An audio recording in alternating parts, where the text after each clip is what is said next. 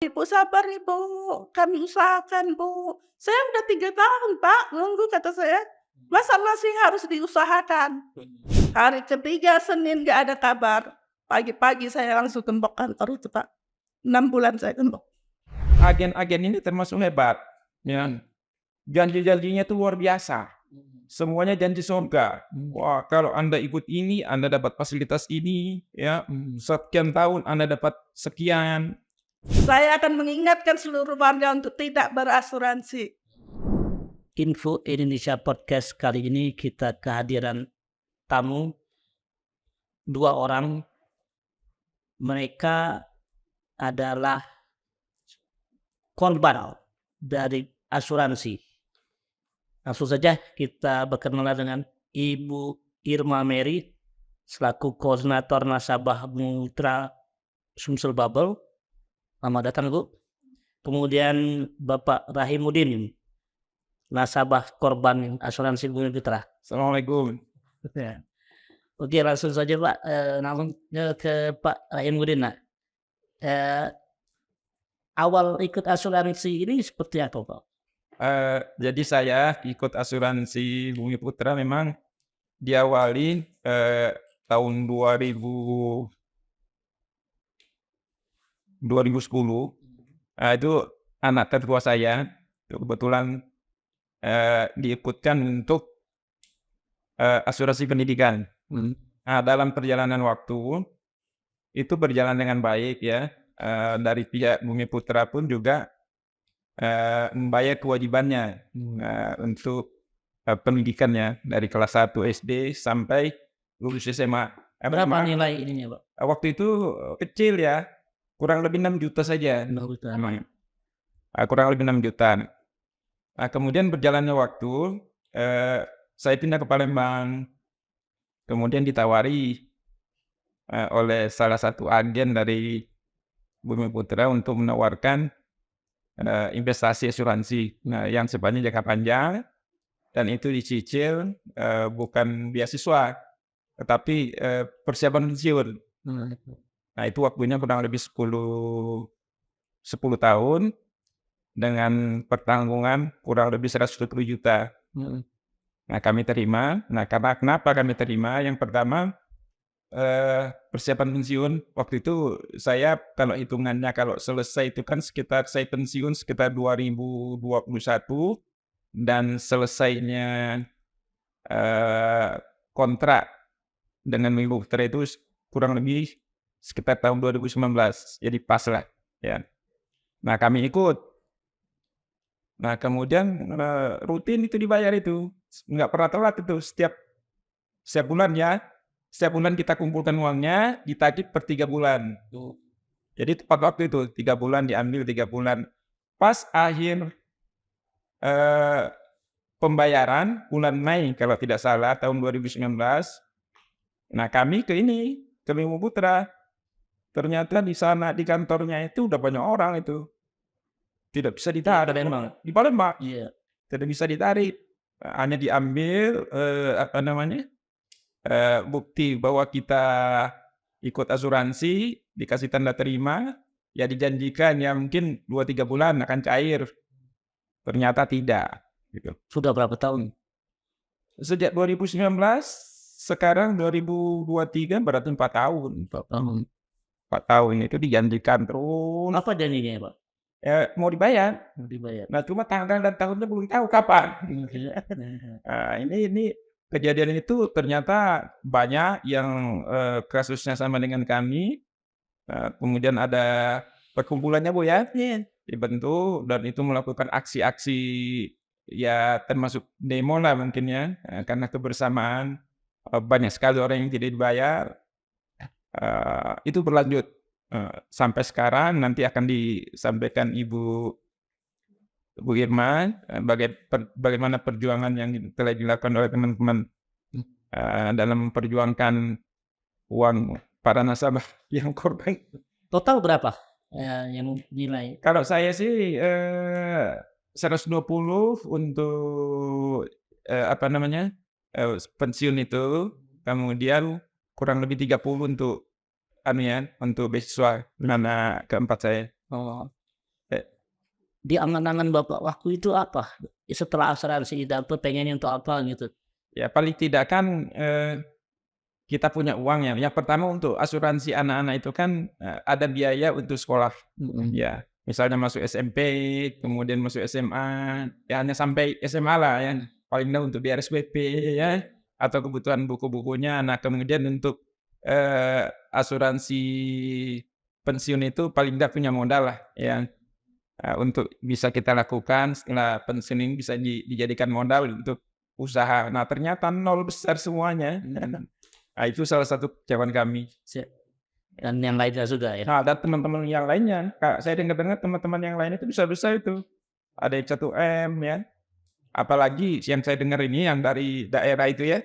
Dia berupaya sedemikian rupa ya, mengorbankan untuk usaha nabung untuk usaha dia, pendidikan anak-anaknya, kemudian juga ada yang seperti pensiun. Itu kasihan itu Pak. Uang dikumpulkan sekian 10 tahun ya. Ternyata pas menghadapi ya pihak pengelola Bumi Putra, ya sedih juga mereka itu.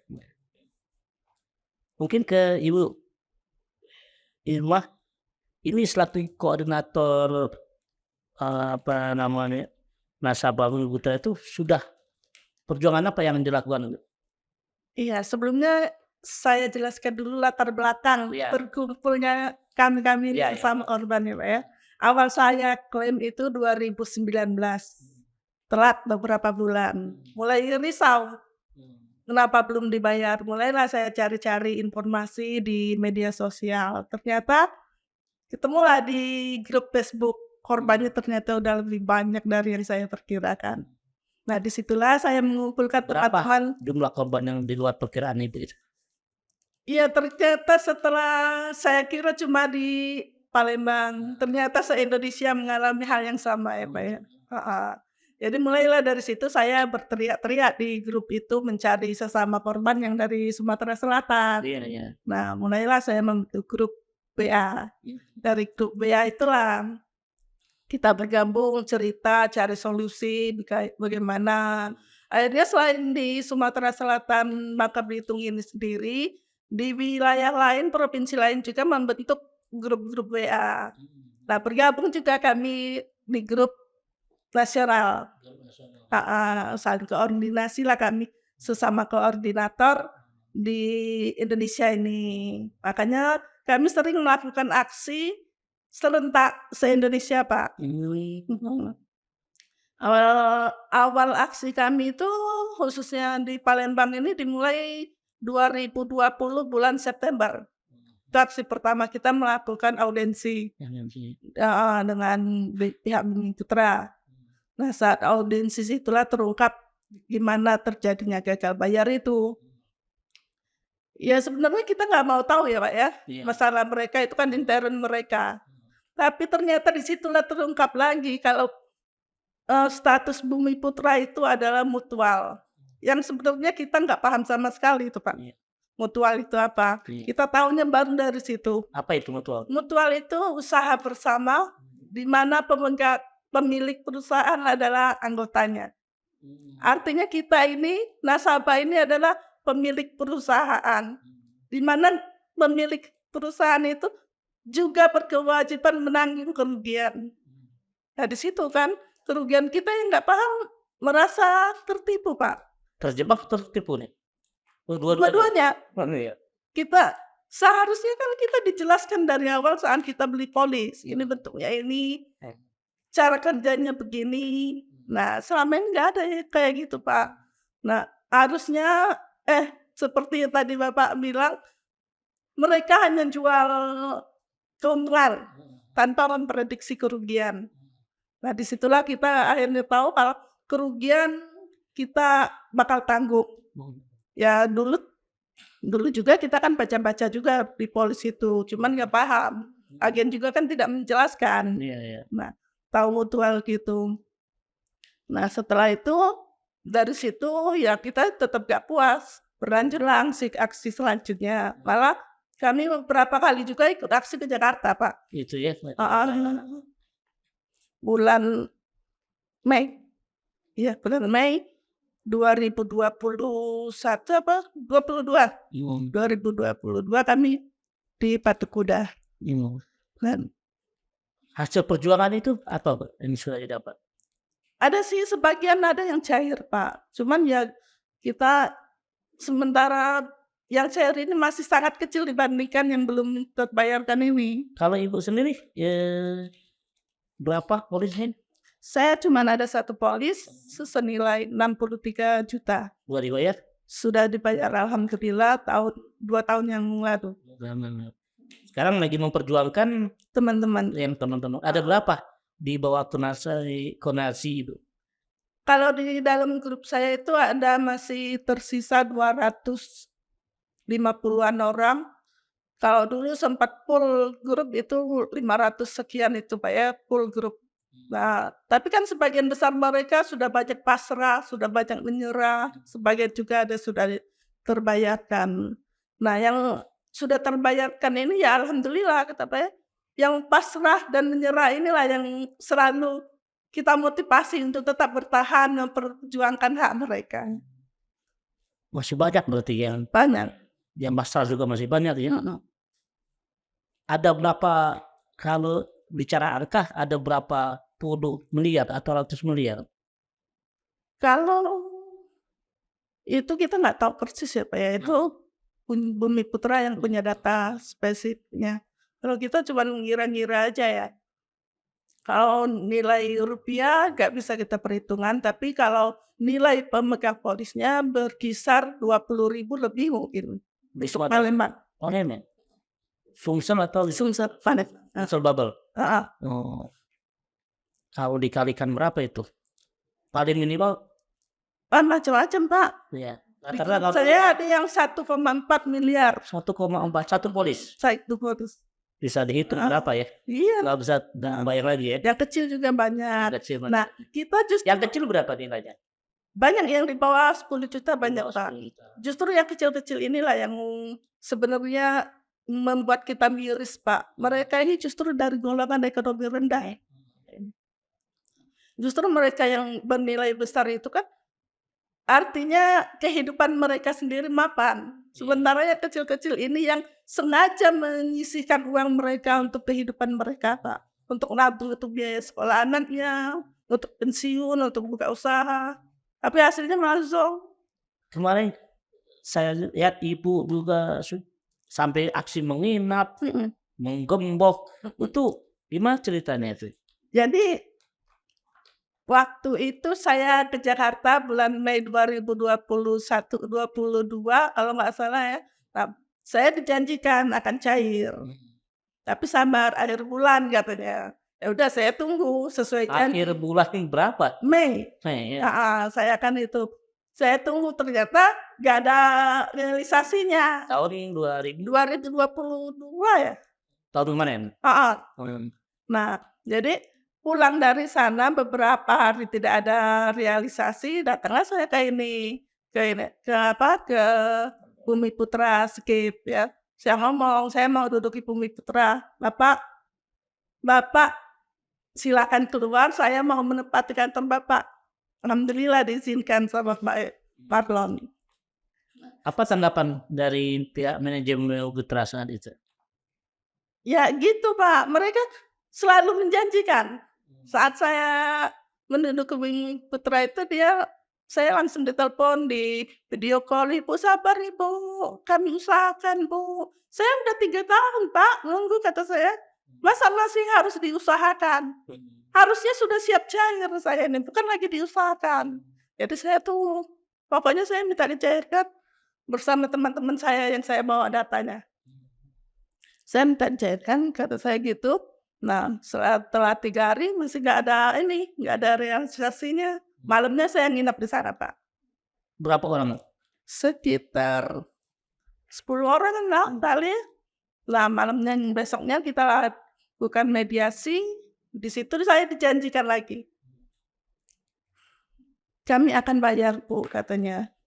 Ini data saya minta bayar. Minimal 1 orang dari data ini ada yang cair. Saya kasih waktu 3 hari. Saya tunggu Pak 3 hari, mungkin Bapak datang waktu itu. Iya. Saya tunggu 3 hari Pak, nggak langsung saya gembok. Hari ketiga Senin nggak ada kabar, pagi-pagi saya langsung gembok kantor itu Pak. 6 bulan saya gembok. Dan mereka nggak komplain? Gimana mau komplain Pak? Mereka selalu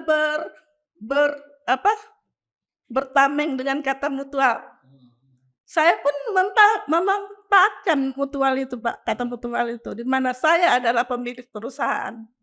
Saya berhak menggembok perusahaan Bapak, kantor Bapak itu saya. Saya pemiliknya. Ya mereka nggak bisa ngomong. Saya benar, karena saya pemilik. Ya saya gembok lah. Jadi cukup panjang juga ya untuk mendapatkan Berdarah-darah Pak, darah ya, dan air mata ya. dan air mata. Ini baik lagi Pak. Tadi seberapa harumnya para agen-agen nih Iya. hingga menggoda Bapak lah. Iya. Oh. Sebelum saya menjawab itu tadi disampaikan sama Bu Irma itu kan ada bahwa nasabah ini juga sebagai pemilik perusahaan. Ya. Nah tentunya perusahaan itu kan sudah lama ya dan dia untung.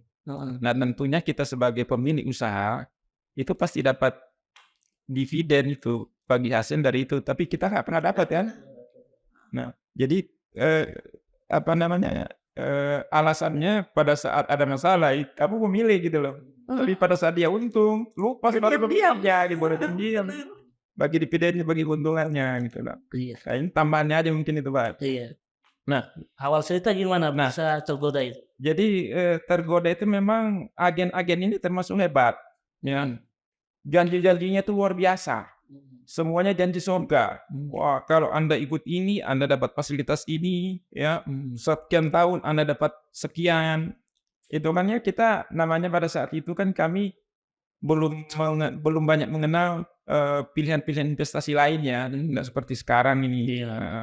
Ya, jadi satu-satunya kami anggap investasi selain deposito ya asuransi gitu loh. Kalau sekarang kan udah banyak nih. Sudah banyak sekali ada saham, segala macam sekuritas dan lain-lainnya. Sekarang dulu ya pilihannya itu nggak dijelasin masalah resiko apa? Oh, tidak ada resiko katanya. Tidak ada resiko. Karena tidak ada resiko. Apalagi dia menjelaskan ini berdiri sejak tahun 1912 sebelum Indonesia merdeka. Ya bisa bayangkan tuh, sebelum Indonesia merdeka dia sudah berdiri. Ya tidak ada pikiran kami kalau itu terjadi kolaps seperti saat ini.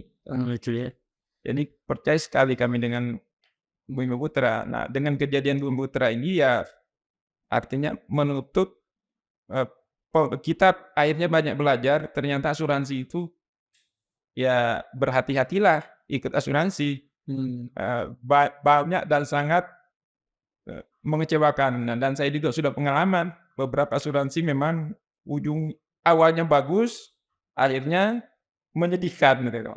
Berapa banyak atau berapa macam Bapak? Ya udah beberapa dulu pernah saya lipo 2 tahun ikut, kemudian lewat, nggak tahu lagi uangnya kemana. Nah, Aksa Mandiri juga saya pernah ikut, uang sekian dibayar hanya sekian. Nah kemudian ada lagi lupa satunya itu, ya itu kita gerak cepat, baru ada info begini udah kita langsung cairkan uangnya, meskipun hanya dipotong gitu.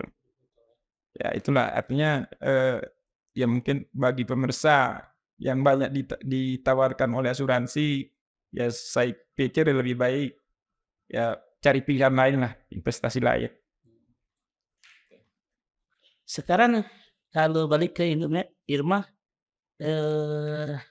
di bawah itu sekitar 200-an ya. Nah, ini jawaban dari Bumi Putra seperti apa?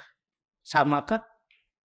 Ya sama, rata-rata mereka itu Pak Yani, siapapun seluruh pompol yang pemegang polis yang menagih ke sana pasti sekarang ini jawabannya semua sudah diambil alih pusat. Bahkan kita dilempar-lempar ke pusat, silakan nagih sendiri ke pusat. Makanya saya tahun kemarin itu nekat ke pusat sana Pak, ke Jakarta sana untuk ya nagih. Ternyata di sana pun mereka akan lempar ke daerah lagi Pak. Nah, silakan ke daerah. Sama, kita juga sempat juga ke OJK. Nah, di OJK juga begitu, silakan ke Bumiputra. Sementara di Bumiputra sedang ditahan OJK dengan kebijakan ini, katanya gitu. Ya, kita sebagai rakyat kecil yang nggak paham regulasi ya Pak ya, nurut-nurut aja di pimpong sana pimpong sini. Sementara biaya kita terus ngalir dengan sanadi itu Pak. Iya. Nah, mereka nggak mikir ke situ. Masih percaya dengan asuransi? Ya jelas enggak Pak. Malah saya bertekad sekarang, sejak klaim saya tidak dibayar, saya bertekad saya duta anti asuransi. Saya akan mengingatkan seluruh warga untuk tidak berasuransi. Nah, karena kita mengalami sendiri. Bagaimana asuransi itu awalnya manis, akhirnya zong. Uzong ya. Gimana sekarang teman-teman yang lain, korban-korban yang lain itu yang tidak pasrah ini apa harapannya? Nah itu, kita Pak ya setiap nagih, sekarang ini kan sudah ada kebijakan yang sudah bukan disetujui OJK, tapi OJK menyatakan tidak berkeberatan dengan kebijakan yang diterapkan oleh Bumiputra, yaitu PNM, penurunan nilai manfaat. Sementara kita merasa sangat dirugikan, kita udah tidak dibayar aja, telat dibayar aja itu kita udah dirugikan, apalagi ini dipotong 50% Pak. Nah, saat kita protes menolak kebijakan PNM ini, mereka malah ngomong menantang-nantang, silahkan lakukan gugatan hukum. Ya udah, Anda jual kami beli. Ngumpullah kami ini, kompromi, diskusi, cari lawyer. Kami lakukan gugatan hukum dan hari ini sidang kedua sedang berjalan di Pengadilan Negeri Jakarta Selatan, Pak. Oh itu ya. Apa gugatan yang diajukan apa aja? Materi Gugatan wan prestasi, Pak. dan prestasi ya. Perdata berarti. Perdata. Nilai kredit? Kalau dari kami, dari kelompok kami sekitar 12 miliar lebih. Nah, dari 274 pemegang polis dan 335 polis. Di sub itu yang di bawah Senat Indonesia ya. Dari Sumsel ada berapa? Dari Sumsel sekitar 40 orang, Pak. Termasuklah Pak Fraimuddin yang ikut melakukan gugatan. Dari kelompok lain ada Pak, dari wilayah Jogja ada juga melakukan gugatan, di Kalimantan juga ada melakukan gugatan. Itu semua di Jakarta? Ya, mereka yang ini di Kalimantan, melalui pengadilan di Kalimantan, mereka pakai class action. Sementara kami bukan prestasi. Itu mutual ya.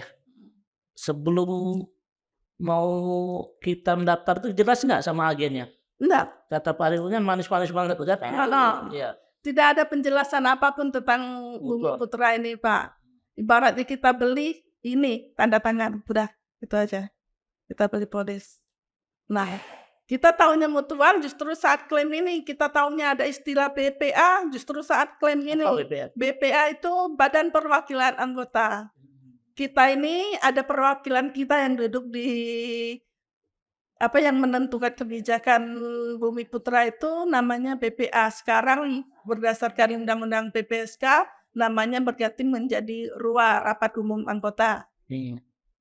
Nah, dulu waktu agen jual polis itu mereka tidak menjelaskan, malah mereka mengatakan kalau Bumiputra ini adalah BUMN. Ya kita kan kalau BUMN kan nilai kepercayaan kita malah pertama ya Pak ya. Nah, disitulah kita ini apalagi Bumiputra dengan embel-embel 1912-nya itu nilai jualnya luar biasa itu Pak. Saya tertarik dengan Bumiputra karena 1912-nya itu. Ternyata angka itu enggak menjamin keamanan kita. Bohong juga kan? Nah, fungsi RUA atau BPA ini sejauh mana tuh? Nah, fungsi RUA atau BPA ini sama ibarat sebuah negara kita ini dia berfungsi seperti DPR. Nah, di mana dia yang mengambil keputusan, dia yang menunjuk direksi. Nah, dia yang menentukan direksi. dia yang menentukan kinerja mereka direksi itu ya Pak ya.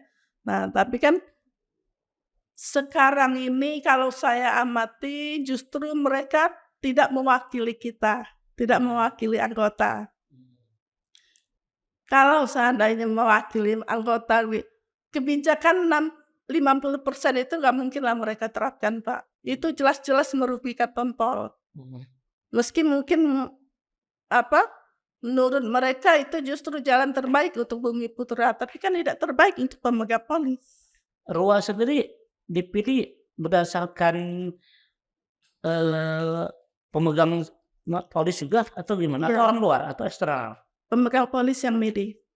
Silakan Bapak tanya, pernah nggak ke Pak Rahimuddin dilibatkan untuk memilih PPA tersebut? Nah, mungkin teorinya gitu. Tapi prakteknya saya kira nggak dilakukan itu. Kesuka dia lah. Enggak, ya. Rua ini orang eksternal atau gimana? Nggak tahu lah saya. Rua itu ada yang sebagian eksternal, tapi wajib dia pemegang polis. Putra. Nah, termasuk korban juga berarti enggak? Atau bukan korban sebenarnya? Kalau korban itu mereka yang sudah klaim yang tidak dibayar, sementara mereka yang menjadi Rua harus punya polis aktif Pak. Polis aktif ya. Jadi mereka tidak termasuk korban, mereka nasabah aktif. Kalau kami kan yang sudah klaim ini ya korban Pak. Ya, tadi kan tidak ada penjelasan Pak ya. Taunya jadi manis. Ya. Nah, memang dari awalnya waktu kami diajak untuk ikut ikut nanamkan nanamkan saham di Bumiputra, itu kan kita tahunya hanya Bumiputra. Kita tidak tahu uangnya mau diapain kan? Apakah dipakai untuk usaha atau dipinjamkan lagi ke pihak lain atau dikembangkan investasi lain, kan kita tidak pernah tahu. Nah, pada saat terjadi kolaps seperti ini, dia juga tidak menjelaskan kita ruginya di mana ruginya kan? Ya kalau dia jelaskan mungkin dia terbuka, uangmu dipakai ini loh dulu, nah sekarang perusahaan ini dia ruginya ini gitu kan, mungkin kita bisa memahami gitu loh. Artinya masuknya tidak izin, pulangnya pun tidak izin istilahnya kan, tiba-tiba pas dikomplain, tadi disampaikan, baru dibuka, loh ini kan perusahaan Anda gitu kan, harus kalau terjadi masalah ya bersama-sama menanggung. Kalau bermasalah, tapi kalau untung dividennya nggak dibagi. Iya. Ya kan, harusnya kan dibagi. Kalau dia untung, dia dibagikan ke kita, pada rugi kita juga harus dipotong kerugian ini enggak. Harusnya ya Pak ya, kalaupun memang rugi. Ya kita sebagai nasabah ini kan taunya setor uang. Tiap tribulan itu bayar premi, yang enggak sedikit Pak. Kalau saya 3.600.000 per tribulan. Nah, kita serahkan, percayakan ke mereka yang kelola. Nah, kalau kerugian kan kita tidak tahu apa-apa Pak. Yang jadi penyebabnya kan salah pengelolaan mereka. Kenapa kita yang harus bertanggung jawab? Itu kan logikanya gitu. Harusnya mereka yang bertanggung jawab.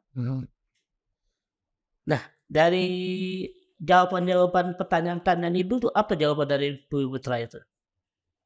Ya itu, kalau kemarin hasil kita mediasi kemarin dijawabnya kesalahannya karena salah investasi. Itu udah jelas Pak ya, salah investasi itu salah manajemen, bukan salah pemegang polis, bukan salah nasabah. Kenapa kerugian harus dibebankan ke nasabah? Kalau salah investasi berarti ada investasi lain dong. Investasi apa? Anak-anak perusahaan ini banyak Pak. Apa di bidang apa aja? Banyak Pak. Saya detailnya nggak tahu ya Pak ya. Kalau yang pasti bidang asuransi seperti Bumiputra Syariah, Bumida, Askum, terus pembiayaan. Kalau mobil itu pembiayaan maksudnya. Nah, pembiayaan banyak lagi anak-anak perusahaan Bumiputra ini Pak. Oh itu ya. Jadi dijelaskannya sebagai kesalahan investasi. Tapi kan tidak dijelaskan investasi mana kan enggak. Benar. Hanya narasinya aja, salah investasi apa kan tidak dijelaskan. Sampai sekarang belum tahu jawabannya ya. Belum. Wah. Nah, ini perjuangan Ibu sudah sampai mana sekarang ini untuk kawan-kawan yang masih 250 lagi ini? Ya sekarang kan sedang berjalan sidang gugatan kita, gugatan dan prestasi Pak. Nah kita juga lihat hasil dari sidang gugatan ini, mudah-mudahan ya dimenangkan ke pihak Pempol. Nah kalaupun Pempol menang, insya Allah lah kita akan terus berlanjut mendampingi Pempol-Pempol yang belum cair ini untuk melakukan tindakan hukum ini Pak. Kita akan terus dampingi sampai semua cair. Itu ya. Luar biasa. Oke, terima kasih. Ada yang bisa disampaikan Pak terakhir nih? Ya, yang pertama terima kasih untuk Info Indonesia, termasuk memberikan kesempatan pada kami ya untuk menyampaikan unek-unek dan masalah yang kita hadapi, bukan hanya kami tapi ini masalah nasional ya, hanya kena. Nah, kemudian yang kedua, kami juga mengharapkan yang korban-korban tetap maju terus, berusaha, jangan pernah menyerah karena ini hak kita ya, sampai kapanpun kita harus dibayar. Nah kemudian yang ketiga, kami mengharapkan Bimo Putra ya, jangan banyak bohong ya, segera dibayar klaim masyarakat ya, dan ini sudah berlanjut selama 4 tahun, waktu yang cukup lama ini. Saya kira itu, terima kasih. Iya, saya berharap kebanyakan pemegang polis sekarang karena udah terlalu lama mereka sudah banyak yang nyerah. Sedikit, sekecil apapun uang Bapak Ibu semua itu adalah uang dari Bapak Ibu. Perjuangkan Pak. Kami yang sudah cair akan terus mendamping Bapak Ibu. Jangan patah semangat. Oke, baik. Kami akhiri. Assalamualaikum warahmatullahi wabarakatuh. Waalaikumsalam warahmatullahi wabarakatuh. Terima kasih Pak Ahmad. Siapa? Luar biasa.